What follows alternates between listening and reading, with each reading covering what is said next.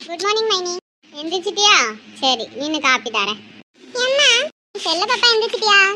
எந்திரிச்சிட்டேன். செல்ல பாப்பாக்கு என்ன வேணும்? பால் குடிக்கிறீங்களா ஹார்லிக்ஸ் குடிக்கிறீங்களா? நான் காபி குடிப்பேன். காபிலாம் சின்ன பிள்ளைலாம் குடிக்க கூடாதுமா.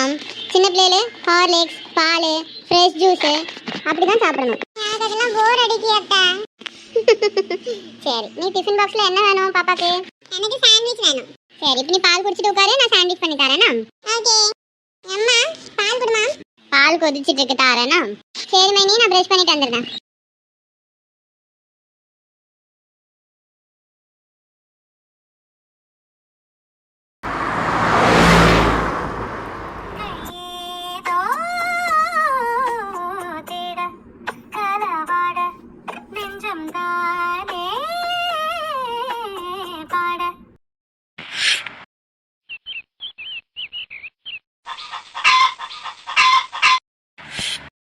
என்ன சொல்லுங்க, ஏதாச்சும் தேவைப்படுதா?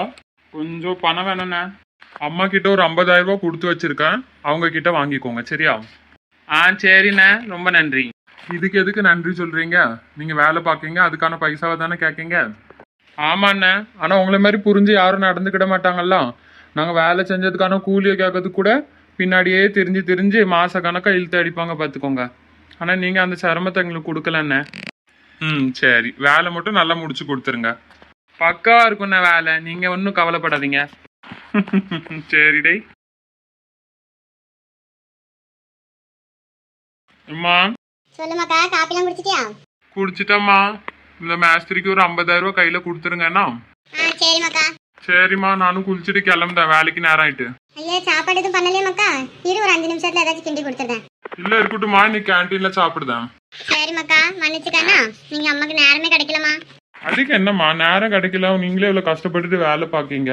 மாதிரி இல்ல சாப்பாடு கிண்டி தரல, நான் வருத்த வேற படணுமாக்கும். சரிம்மா நீ வேலை பாருன்னா நான் குளிச்சுட்டு கிளம்புறேன்.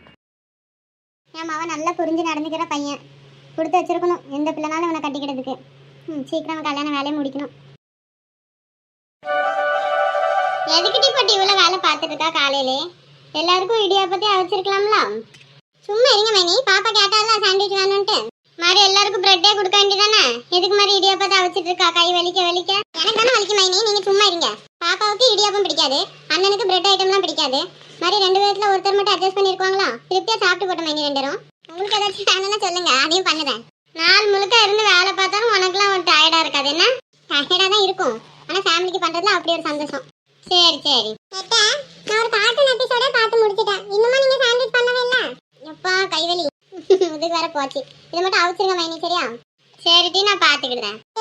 நான் கேட்டதுக்கு எனக்கு பதில் சொல்லாம இடியாப்பம் தவிர்த்துட்டு இடுப்பு வலிக்கிட்டு இருக்கீங்க. நான் கேட்ட சாண்ட்விச் எங்க? சாண்ட்விச்லாம் பண்ணல, இடியாப்பம் தான் இன்னைக்கு சாப்பிடு. அப்படி ஒண்ணு எனக்கு சாப்பாடு வேண்டாம்.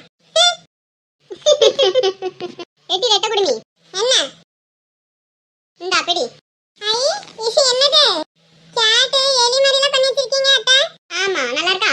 அழகா இருக்கு அத்தை. நான் இப்பவே சாப்பிட்டுட்டேன். டிஃபன்ல வச்சிட்டோம்ல, உனக்கு அங்க வேற பண்ணி வைக்கணும். சரி அத்தை, நீ போட்டி போட்டு அந்த டிஃபனை கேட்பாங்க பாருங்க எல்லாரும். கொடுக்கவே மாட்டேனே, நானே வச்சு சாப்பிடுவேன். சாப்பிடு சாப்பிடு. எட்டி எங்க எடுத்துட்டு போறா? நானே பேக்ல வைக்கேன். பாத்தியாட்டி ஜென்னி, ஒரு நாள் பேக்ல இதை எடுத்து அதை எடுத்துன்னா வைக்க மாட்டா.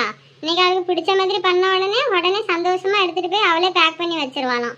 சின்ன பிள்ளைக்கு இப்படி விதவிதமா பண்ணி கொடுக்கணும் மைனி, ஒண்ணுமே நீங்க செய்ய மாட்டீங்க.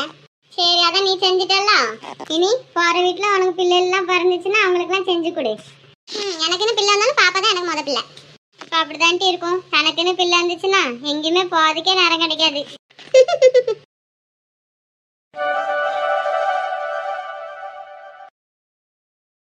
ஜென்னி இன்னும் ஆஃபீஸ் வரல போல இருக்கு. முருகேசன் சார். சொல்லுங்க சீனிவாசன் சார். ஒன்றும் இல்லை, இன்னைக்கு நான் லீவில் போகிறேன், 10 நாள் ஊரில் தான் இருப்பேன். கொஞ்சம் டீமை பார்த்துக்கோங்க சார். அப்படியே ஏன் திடீர்னு? 2 மாதம் கழிச்சு தான் போகிறதா இருந்துச்சு, எங்கள் அக்கா பையன் கல்யாணம் வச்சிருக்கு பார்த்துக்கோங்க. ஆனால் இப்போ நிச்சயதார்த்தத்துக்கு நீ வந்தே ஆகணும் தம்பி அப்படின்னா அக்கா ஒரே அழுவ. சரி போயிட்டு போகுதுன்ட்டு லீவ் போட்டுட்டேன். இன்னைக்கு நைட்டுக்கு தான் ட்ரெயின் பார்த்துக்கோங்க. சரி இப்போவுமே போய் கிளம்பி பேக்கிங்லாம் முடிச்சுட்டு கிளம்பணும். Okay sir, happy journey. டீமை கொஞ்சம் பார்த்துக்கோங்க சார், வேலை கரெக்டாக வாங்கிடுங்க. இந்த வசுந்தராவும் ஜெர்னி பாருங்க இன்னும் வரல ஆஃபீஸ்க்கு. இந்த லட்சத்தில் வேலை செய்கிறதுனால தான் பக்கத்துலேயே இருந்து நான் கவனிக்கிற மாதிரி இருந்துச்சு. அது என்ன பண்ண, விசேஷத்துக்கும் போய் ஆகணும்ல, கொஞ்சம் பார்த்துக்கோங்க சார். சரி சார், நான் பார்த்துக்கிட்டேன். போச்சு போ, இன்னைக்கு ஆசி தள்ள போறாரு. சும்மா சும்மா பயந்துட்டே கிடக்காத டீ, வா பேசிக்கலாம். Hello, good morning. Good morning Murugesan sir. Good morning Jenny. Good morning. Tea மூஞ்ச பார்த்து சொல்லு டீ. வசு, உங்களை சீனிவாசன் சார் கூப்பிட்டாங்க பார்த்துக்கோங்க. ஏன் சார் ரொம்ப கோபமா இருந்தாங்களோ? கோவம்லாம் ஒன்றும் இல்லை, இது ஒரு ஃபைலில் சைன் வாங்கிறதுக்காக தான் தேடிட்டு இருந்தாங்க. சரி சார், நான் போய் என்னன்னு கேட்டுக்கிட்டுதான். ஜெனி, ஆ நீங்கள் போங்க வசு. என்னத்த நீ இல்லை, யாருதான் தெரியாதுல ஒண்ணுமே, என்ன வெக்கப்பட்டுட்டே இருக்கா, போய் பேசுவோம். இது எனக்கு தெரியும்ல, எனக்கு வெக்கமா இருக்காது அவட்ட பேசுறதுக்கு. சரி என்னன்னு கேளு, நான் உள்ளதான் இருப்பேன். ஜெனி. சொல்லுங்க. சாரி ஜெனி, நான் காப்பாற்றணுன்னு தான் திடீர்னு கையை பிடிச்சிட்டேன்.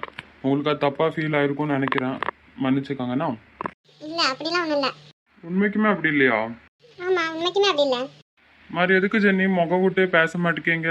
நான் பார்க்கும் போதெல்லாம் கீழே குனிஞ்சுக்கிட்டீங்க. ஒண்ணும் இல்ல, சும்மாதான். ப்ராமிஸா எதுவும் நீங்க தப்பா நினைக்கல? ப்ராமிஸா தப்பா நினைக்கல. சரி, நானும் பயந்துட்டேன் ஜெனி. நேற்று நைட்டெல்லாம் எனக்கு தூக்கம் இல்லை.